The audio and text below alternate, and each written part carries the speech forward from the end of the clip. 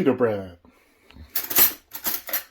You need about this size bowl. You can see the egg there for scale because it's going to about double in volume when you nuke it. You melt 2 tablespoons of butter.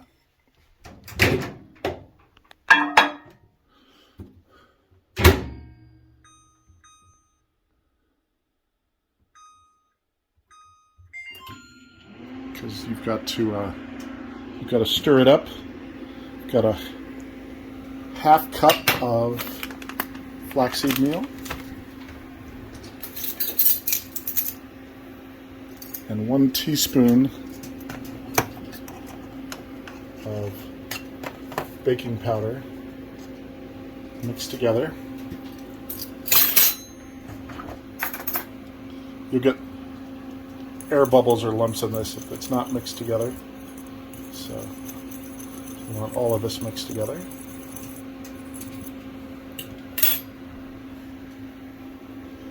And then I'm going to mix 2 eggs in it. I'm going to mix this all in layers. It doesn't really have to be so fancy. If you blend it up, it should work.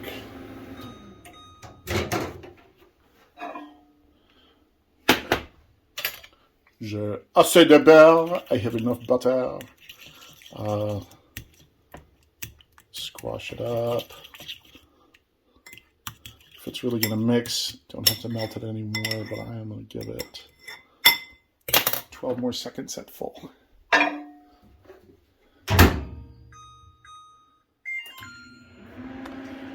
Because the one bite that has the butter mixed in it's going to be buttery, but then the rest of it is going to be kind of dry.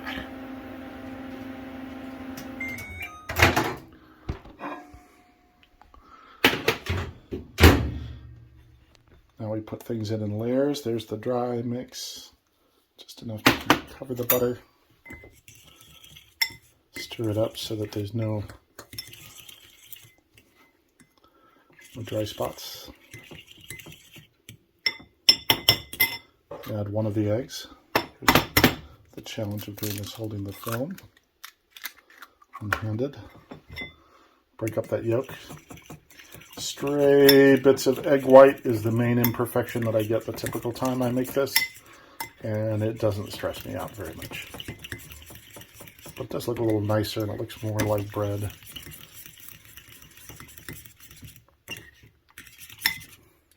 If you don't have it, then the second layer of dry ingredients.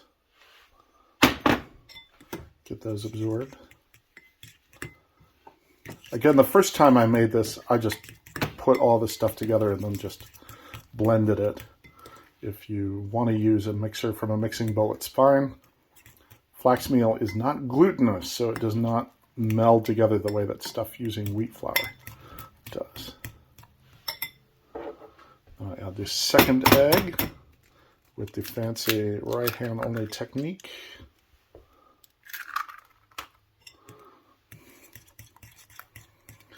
Interestingly, eggs, which you tend to think of as fatty, are the protein load of this thing. Flaxseed meal and the butter, obviously, are the fat load that this has. Okay, thoroughly mix that in. Last layer of dry.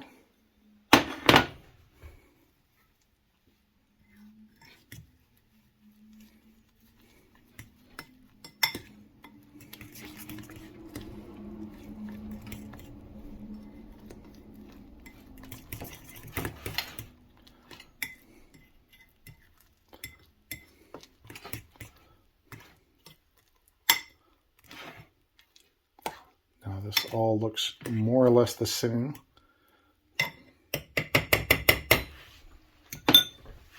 And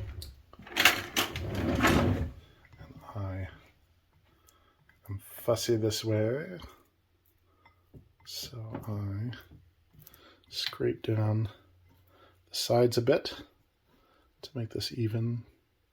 Try to get like an even top so I can really see how the rise on it is.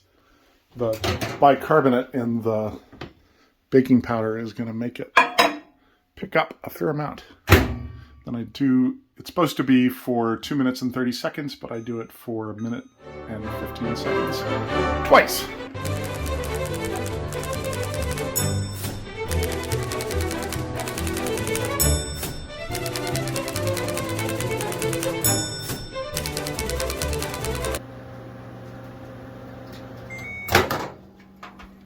And that is keto bread.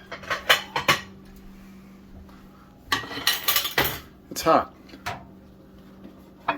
Take it out. There's a lot of fat content in this, so when we turn it over, it should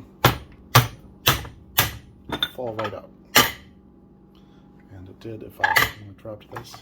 And then look at that crumb when you cut it right in the middle. This is really, really, really, really, really wet bread. So you have to toast it to use it. But this gives you 2 slices. If you do it in a slightly bigger square container, you could do 2 thinner slices. And that's how you make keto bread.